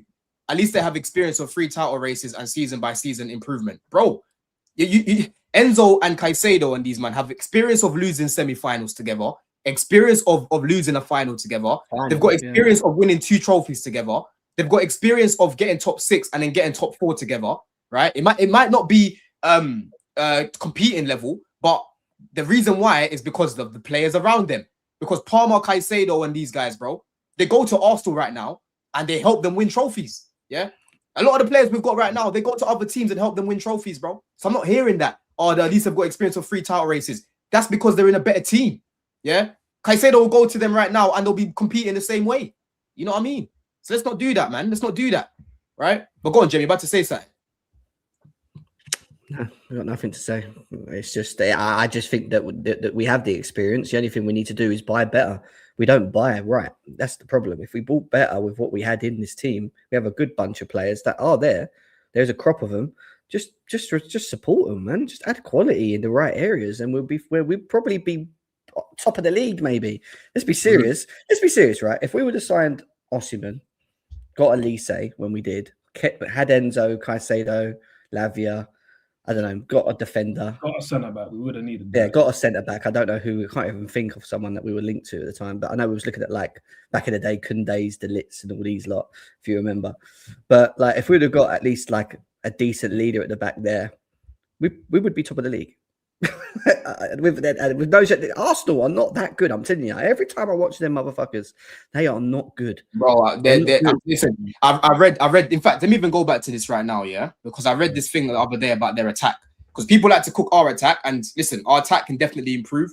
That's why we've spoken about, in the pod. If you joined late, we spoke earlier about what we need to do going forward. How Rafinha can get better of the from the attack. Let me read you, man, a few things about Arsenal's attack right now. Yeah, because they're top of the league right now, and they're what? How many points? How many points ahead of us, Jem? 18. 18 now. Who's that? Arsenal. Yes. I don't look that high up the table. I can't lie. When Chelsea are in the mud, I don't look that high. 16, yeah. They're 16 points. So let me read this, people, in the chat. So these are the amount of games that each player has played since their last goal in the Prem. These are the Arsenal players, yeah? So Martinelli, it's been 13 games since he last scored in the Prem. Madueke, we already know he hasn't scored a goal in the Prem, so it's been 13 games. Yeah, Saka, it's been 8 games. Marino, it's been 7 games. Eze, it's been 6 games, bro. Gyökeres has been 5. Yeah, Trossard 3. Jesus 3. Yeah, so they've got problems over their sides in their attack, but the difference is they've got a very good defense to fall back on. And like us, we've got set pieces, bro. But with our set pieces, we haven't got the same defense as them. So when they score their set piece, it's hard to now score 2 goals against them. That's when things start to open up a little bit, and then they get a win. Yeah. But I think Saya said earlier, bro, it doesn't take much to compete for the league and win the league right now. You just need better recruitment. Yeah, we are not up against prime KDB, prime Yaya Toure, prime David Silva, prime Raheem Sterling, prime Sane, Aguero.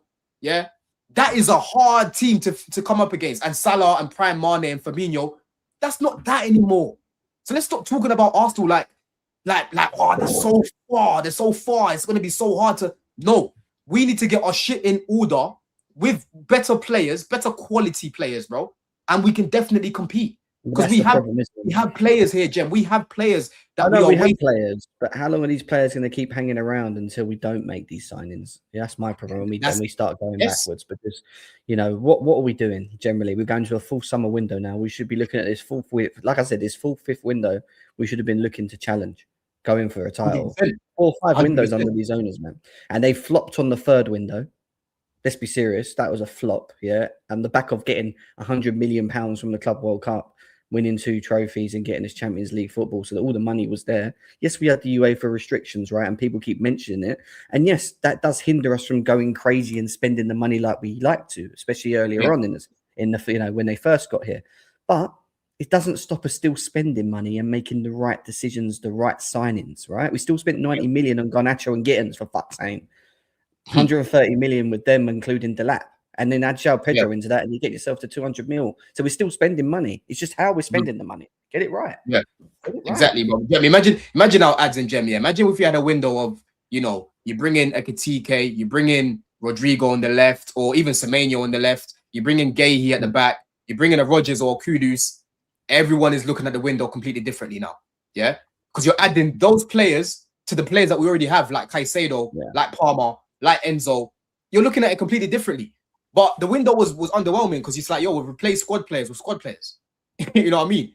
Yeah, no, I mean, I ranked it like a 4 at the time, and that was mainly because of João Pedro, because I thought he might improve our starting lineup. But everybody else, you know, Hato, I didn't mind as like a, you know, backup player. But the rest of the signings, you know, Gittins, 49, like they weren't good. We didn't strengthen the defense. We talked about Maignan, that didn't happen. Sanchez has been a good plus this season, but you know, in general, it was very underwhelming given that we did get Champions League football, and then we got the extra cash inflow from winning the Club World Cup, which is that was clearly above, you know, our expectations from that tournament. The amount of money we got in, and splurged on a flipping guy that most United fans didn't want, and were telling me, "Oh, this guy's rubbish." And I'm like, "Yeah, bro, you man are always on TV. I know this guy stinks." And our elite recruitment, decided to bring him in. I know you got a rapper, but I got a dip now. But obviously, big up. Rough for the linking, but I got a dip now. But you know, we're gonna finish up now anyway. Unless you got anything else to say. Make sure the man them are following ads on Twitter. Ads, I'll put your Twitter in the description as always, bro. Are you there Monday? Blue Diaries. Yeah, I'll be back Monday. Mondays are a bit hectic for me, but I'll be back on Monday though. Yeah. Come on, like, you need to make ads a regular. I'm thinking, bro, ads is a regular. It's just when people aren't there, it's because they're busy, bro. People got work, you know what I mean? But big up, bro. Yeah, big up, man. Big up. Love, man. Bro. Yeah, just to finish up, bro. Yeah, like that's a good point that that 10 brings up here, because he says we have the 3rd highest wage bill in the league, and this is something that I brought up against on Blue Diaries on Monday, because again I was focusing mainly on the execution, because people like to say, oh, Chelsea don't pay the wages, they're not going to pay the wages, and I get that to an extent with certain players, like for example Osimhen. We didn't want to go above and beyond and pay this guy. I think he was asking for like over 300 a week or whatever. We didn't want to pay that, right? But then you've got the likes of Hato and Gittins, Gem, getting 120 a week, and 108,000 a week. So if Chelsea aren't paying the wages, why the fuck are those two on those wages, bro? You know what I mean? I did not expect that. If they're going to continue having this structure of we don't want to spend more than 200k, the truth is, Dom, we're never ever going to buy the quality players, the marquee players we need to take ourselves up to that next level, because these type of players are not going to come to you and go, yeah, sign me up to an 8-year contract, I'll accept 110,000, and if my incentives kick in and we win a Premier League and a Champions League and I score more X goals, or I defend well and we get X clean sheets, I get X amount of money, or I get X amount of money if we win a cup in a final. They don't want all that, man. These lot just want to get paid. Like, this is what it is today. They want to get paid for what they think they're worth, right? And some of these guys are worth 200, 250. Elise, Rafinha, look at how he's gone on from Leeds now. Easily worth this money. If you And don't spend 280 the money correctly, you're not gonna fucking strengthen, and that's our problem. You're not, bro. You're not. You're really not. You're really not. And people saying, "Oh, Olise turned us down because the wages, bro." Olise accepted the wages a year before he rejected us. He rejected us simply because we didn't have Champions League football. I honestly believe, Jem, yeah, if we had champs that season when Bayern came in, I think he stays in London. I think he stays in London, bro. Yeah. I mean, I think he stays in London. And then GH says, to be honest, 120k a week is not a lot, bro. I literally asked the chat. I didn't want to ask the chat again because a lot of people watching might have watched Blue Diaries the other day. I asked the chat how much they think Hato is on. Not a single person said over 100k a week, bro. And that's the point that I'm making, right? Hato is getting paid handsomely. Gittins, I didn't even know Gittins was getting paid over 100k. I thought he was getting paid like maybe 60k, 50k a week max, right? He's getting the bag. So again, it goes back to the execution, bro, because Semenyo, Nizar spoke about Semenyo. He said most of the teams that want this guy have offered him similar sort of wages. That wasn't that wasn't the thing with Semenyo. Semenyo rejected us because Man City came in and they're better than us right now, and they look more ambitious than us. That's why he rejected us. You know what I'm saying, bro? So end of the day, we need to execute better. We need to. What are they going to do? What are they going to do in Reece James's contract's due in 2.5 years' time, and he's on 250k? Do you think it's going to go up, or do you think it's going to go down? Let's be serious. Boy, I don't know, man. I don't know. Honestly, I don't know. Like, I don't know, man. I don't know. This is so spot on. It's such an oxymoron, isn't it?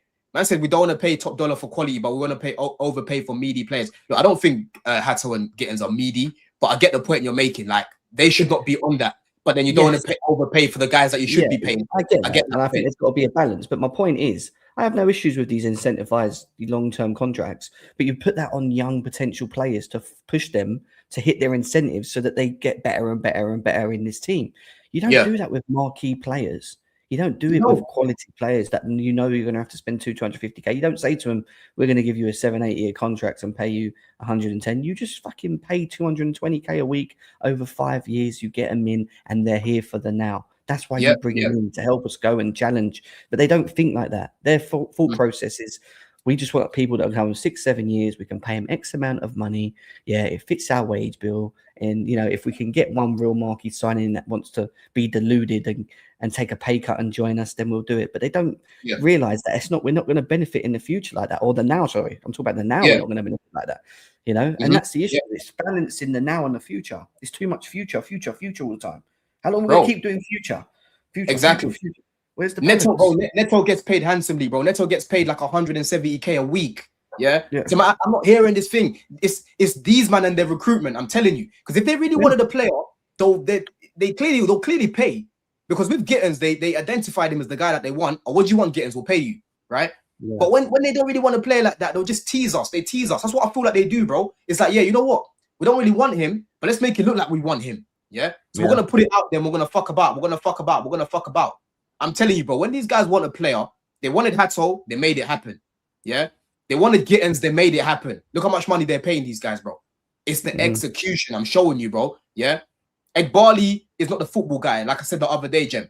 He's not the football guy. The football guys are the two guys below him. Yeah.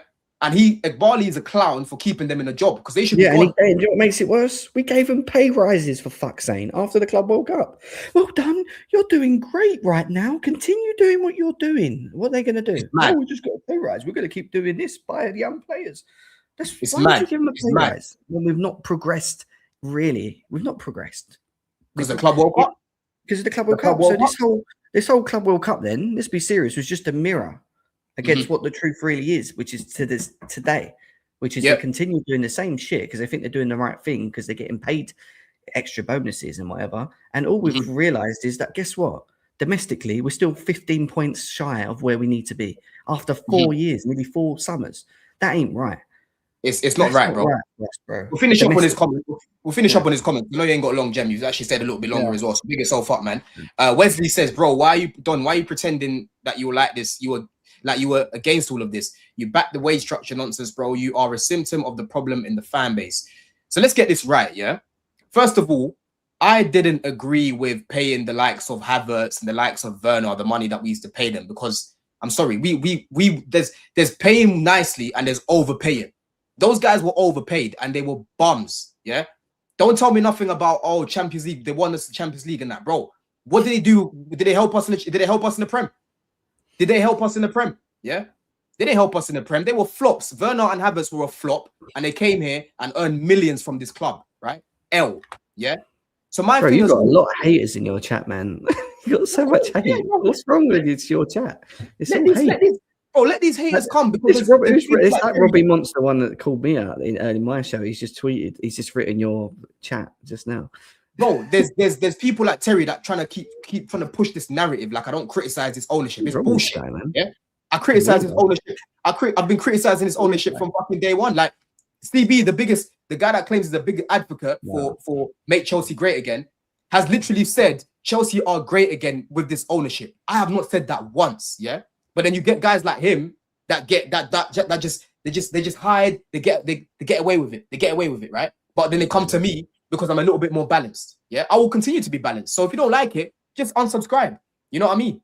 But as I was saying, yeah, in terms of the wage structure, I have literally said, Clear Lake have said themselves for the right player, they will pay the money. There's not so much like a wage structure. So I will hold them to that.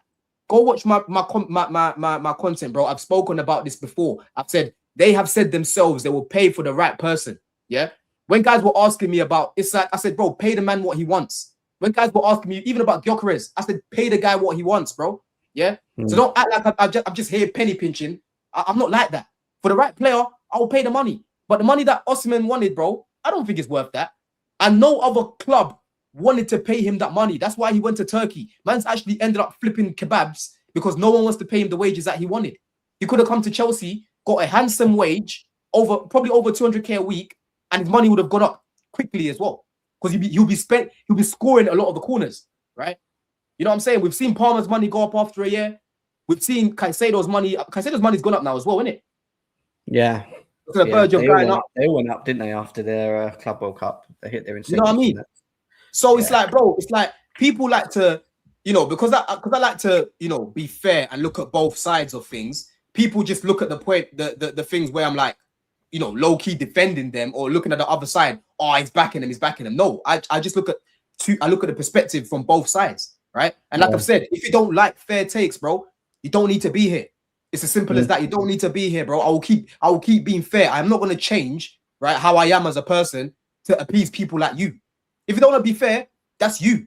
But at the end of the day, I did not agree with overpaying for some of the bums that we brought in. Someone in the chat said Saar. Yeah, we brought in Malang Saar for like, how much was it? 150k a week. Yeah. Yeah, and Ross Barkley, same bollocks. Fucking Raheem Sterling, bro. Before the wage structure came in. Raheem Sterling, 375. We are paying Raheem Sterling 325k a week still.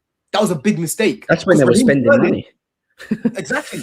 Sterling was on his way down, Jem. I was watching this guy. He used to get benched by Pep, and he still got 325 a week. Yeah. I was at baller leagues. He was right in front of me. I was literally standing with Sterling. Yeah. I'm looking at him thinking, bro, this guy's getting over 300k a week just to train. He was there chilling with his kids. I'm just looking at him thinking, bro, this guy's eating from the club. It's mad. Yeah.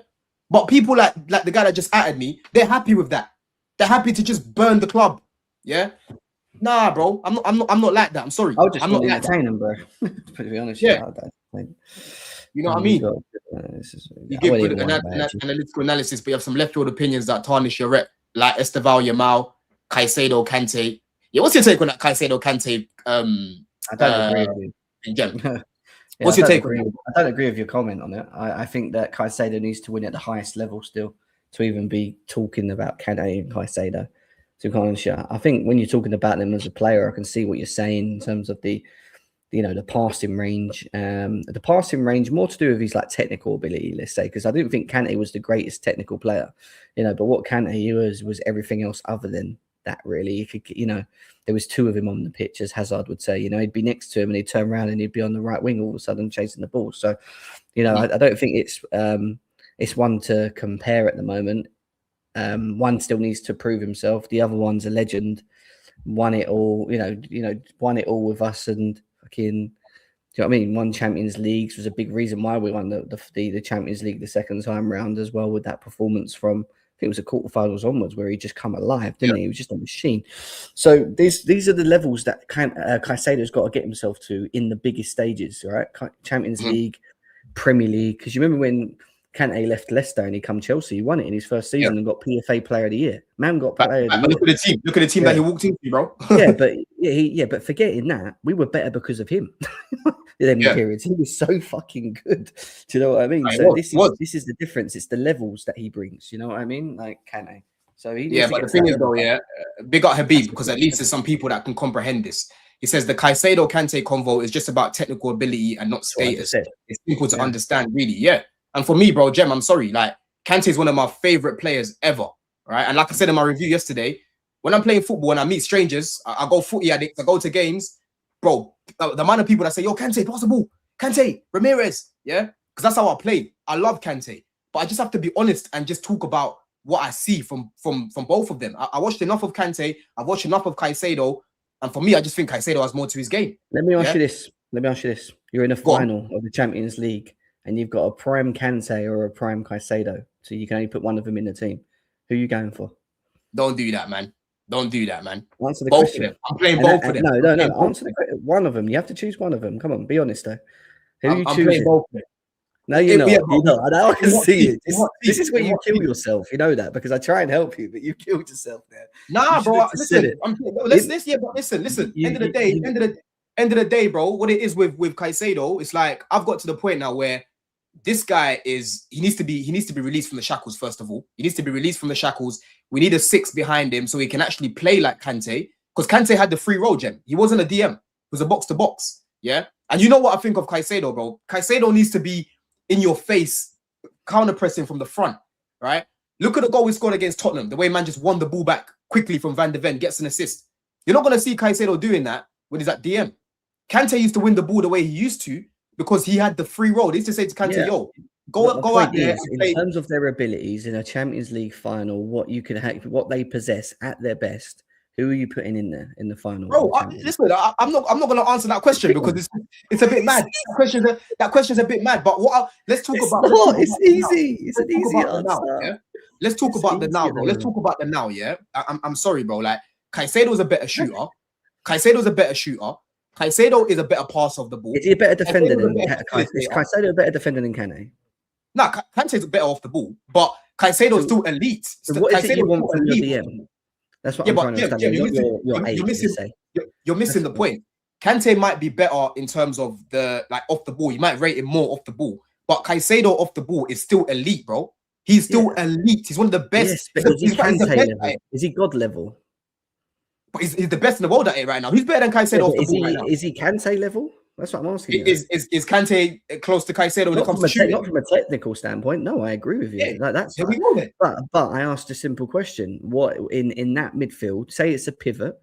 You could pick one player to play in that pivot for Chelsea at their best. I plead the fifth. Who are you choosing? I plead the fifth, bro. I plead the fifth. End the live, guys. We're probably never going to see a better ball winner than Kante, but right now, in the world right now, who's the best ball winner right now in the world? Yes, Caicedo. Yes, he's the best at what we believe he does, and I agree with you on that. But when we're talking about Kante here, God levels. I call him God levels, brother. Come on, this is a PFA Player of the Year winner, Premier League winner, Champions League winner. Like, this is Kante. You're forgetting. This is Kante. Bro, I'm not forgetting, bro. He's one of my favorite players. I love this guy, bro. Kante is. I love Caicedo, by the way. But all I'm saying is, I ain't putting him in the Kante bracket yet until he goes and does what Kante. Oh no, bro. I'm not gonna put him in that bracket. Yeah, that's not the conversation. Obviously, in terms of legacy, like Kante's legacy is clear of Caicedo. You're talking about a World Cup winner. You're talking about a 2-time Premier League winner back to back, right? You're talking about a guy that transformed our midfield. I hear it. I'm not gonna put him there, but I'm just saying, as individuals, Jem, when I'm taking away the accolades, when I'm just looking at both of them as individuals and what they offer as footballers, bro, I just think Caicedo personally for me. But then your answer to my question is Caicedo, because you just said you're based on their individual abilities, you think Caicedo is better than Kante. So when I asked you that question about who you picking in the Champions League final, your answer is Caicedo. Let's be serious. Wait, listen, I plead the fifth. I plead the fifth. We got Kante, man. You know what I mean? Hey, man of the match against Real Madrid. You know what I'm saying, bro? Big reason why we won the Champions League and that. Man of the match. You got man of the match in the final, innit? Got man of the match in the final, didn't he? Yeah. Yeah. I think He so, did, yeah, got man of the match in the final. Again, I can. One thing about me, Jem, again, like I said, I'm fair. I'm not gonna take away Kante's what Kante's done in his career to try and make Caicedo sound better. I'm still gonna prop Kante either way. But I just have to. I'm just honest with it. And the thing why people like to crash it on me, Jem, yeah, is like with me, bro. I'm more than comfortable to have uncomfortable conversations, right? I'm more than comfortable to have uncomfortable conversations. A lot of people don't want to have that conversation. Your argument is just technically. That's the thing, though. You're arguing that Caicedo's better technically on the ball than Kante, which I don't disagree necessarily. But Yeah, my point is defensively, he's not better than Kante. So all round, is Caicedo all round a better player than Kante? Yes. No. Yes, he's bro. not defensively better than him. This guy says it. You just said Caicedo is better in other areas, bro. But and you just admitted that right now in the world, Caicedo is the best off the ball in the world. That's what he does. But is he better than Kante? We're talking specifics now. Kante, I just told you he's not. Just told you he's not. But I don't think there's a massive gap. So then there's not an all-round decision. I don't think the gap is massive. I don't think the gap is massive off the ball. Because, bro, there's times where I see Caicedo winning the ball back. I'm like, yo, how the fuck is he going to win that? There's so many times, Jem, he wins the ball cleanly. Right? He wins the ball cleanly. Hold on, Jem, yeah? Caicedo wins the ball cleanly at times, and he gets penalized because of his rep. Kante had a better rep than Caicedo, yeah? There's so many you watch, bro. You watch us weekly. You see Caicedo's reading of the game Caicedo's reading the game is great, right? I really like it. But Kante's reading of the game was exceptional. This guy would always be in the right position at the right time when you needed him. He was always intercepting. His interceptions that were at another level, absolute another level. Kante, the way he used to break play and be at one point he'd break the play there, then over there breaking play, and then you know what I mean. Like, we've literally seen Caicedo doing that. It's I mean, this is what I'm saying. Everything you're saying about Kante right now, I agree. But I've also seen Caicedo do that. This is my point. You know what I mean? I just need him to win things, but I'd still pick Kante. I'm not gonna lie. Yeah, no, I hear it. And again, that's your opinion. But the fact that there's people saying that Caicedo, they can see what I'm saying, and Caicedo's better. Some saying Kante is better. Some are calling me mad. Clearly, there's a thing there, innit? You know what I mean? I'm not saying it's not like me saying. It's not like me saying. It's not like me saying. I don't know. Enzo's better than Fabregas. Like, I'm not gonna say that right now. Like, I'm sorry. I'm not gonna. Palmer or Hazard, for example. Yeah, like Palmer over Hazard. I'm not gonna do that. But I'm sorry. Caicedo is. We need to make sure that we build this squad properly, Jem. Because Kante, we fucked about with that guy, bro. Yeah, Kante didn't compete against Pep or Klopp once, and that was because of the pathetic squad building. So we can't do that with Caicedo. Kante should have been flooded with so many more trophies at Chelsea, but unfortunately, he wasn't. You know what I mean? He wasn't. Yeah. And Hayden says Don just likes controversial opinions, bro. This thing is, listen. I'll be real with you, bro. Yeah. End of the day, I'm for the people that are scared to say things on camera because they're gonna get cooked online, right? I can take the heat. If you wanna come for me, come for me. Yeah, that's fine. Big pause on that as well, blood. Right? But end of the day, bro, like I will speak my mind. I'm not scared to speak my mind, and I'll explain why. I'm not gonna just say it and just leave it as that. I will explain why. And from where I'm coming from, there's a lot of people that feel like this, bro. There's a lot of people that feel like the route that you're going down, the route you're going down with it isn't the issue, because you're right. From a technical standpoint, he's better. Like that. That's where we agree. Where I don't agree is the all round. In my opinion, this is where I would say, you know, if we broke down the defensive parts of both their games, yes, Caicedo does it to a higher, to a good level, but Kante's was just exceptional. It was just. Let me ask you then. So, who would you rather in the final third then? But they wouldn't be in the final third for me because they're deep line players, right? But yeah, no, I get what you mean. Kante was box to box. Who would you rather right now? Who would you rather? You have a shot, yeah. Who is he giving it to? Caicedo or Kante? I've seen Kante hit bangers, bro. What are you talking about for us? I'm asking you a question. Now you want to dodge my questions now, yeah? You be like fucking Starmer, bro. In front of goal, Caicedo or Kante to score, bro. Who you giving the ball to? What, in front of goal? Caicedo. In front of goal. Okay. Caicedo, yeah. Now when it comes to passing, trying to facilitate in front of goal, yeah, or to the other players, who are you giving that to, bro? Technically, Caicedo on the ball, yes. You know what I mean? Yeah, there we go. But then let's talk this. Anyway, Wesley says being wrong for the sake of being controversial, bro. Listen, if you think I'm wrong, hold on. I can't. It's my opinion. This is my opinion, and there's many people that are agreeing with what I'm saying. There's people like Wesley. I'm not. if you think Kante is better, that's a fair take. That's whatever. But don't try to tell me I'm wrong. I'm wrong. I'm not, because what I'm saying is not cap. I'm not capping. You couldn't answer my question though. Still, when I asked you in a Champions League final, who is it you would have in the pivot, Caicedo or Kante, in a Champions League? On that note, people, you can see here, Chelsea have now made an approach to sign Douglas Luiz on loan. Talks are underway. You know what I mean? Yeah, talks are underway. You know what I'm saying? Big up CH as well. Says, guys are getting upset over opinion. That's not hard to comprehend. I'm telling you, man. People just want me to have their opinion. There's probably takes that I have, CH, that you don't agree with. But it is where it is. It's a game of opinions. It's a game of opinions. Football is a game of opinions, bro. This is my opinion. Yeah. And again, if you don't like my opinions, you don't need to. Do you know why you didn't want to answer my question? Because you knew you wanted to say Kante, and it would go against your overarching feeling of Caicedo. Because you knew the answer was Kante in the Champions League final. You knew it. Just say. I just don't want to hurt some feelings, man. I don't want to hurt some feelings. That's gonna get real touchy, man. That's gonna get real touchy, man. But Jem, big yourself up. We'll finish up there, man. It's been a solid stream, my bro. Yeah, Me and Jem are gonna look to do. Yeah, it's been a minute since Jem's been on. Obviously, on Mondays you're quite busy and that, so you haven't really seen him on Blue Diaries much. But me and Jem are gonna look to do more of these one-to-ones. But yeah, Jem, what are you saying, man? What have you got coming up, bro? Yeah, no, we just got match react. We got match preview tomorrow with transfer news. We're keeping an eye on obviously the Douglas Luiz moves and stuff. So check out Kings of the Bridge TV, guys. That's where I am. We're on mostly every single day, so you can get yourself over there and join us as well. And yeah, keep smashing the likes, keep following over here as well. Get Don up to what you on now? Don't even know what you're on. I'm on 11K. 11K, man. 11K. We've got to try and get him to 15K, guys. That's the aim. So let's go. Yeah. No, 20, bro. 20. We need to get 20 by the end of the year, people. 15, and then you get to 20. Yes, I always do. Yeah, man. We listen. By the end of the year, we need to be on 20K, people. So make sure you lot are subbing. Make sure you're subscribing to Jem. And I'm actually gonna redirect to Big Six Bands. Big up Monts in the chat. It says Palmer to United. Who says no? And listen, everyone says no, blood. That's not happening. You know what I mean? That's not happening, man. But make sure that you lot are there. Make sure that you put a little Don raid in there as well.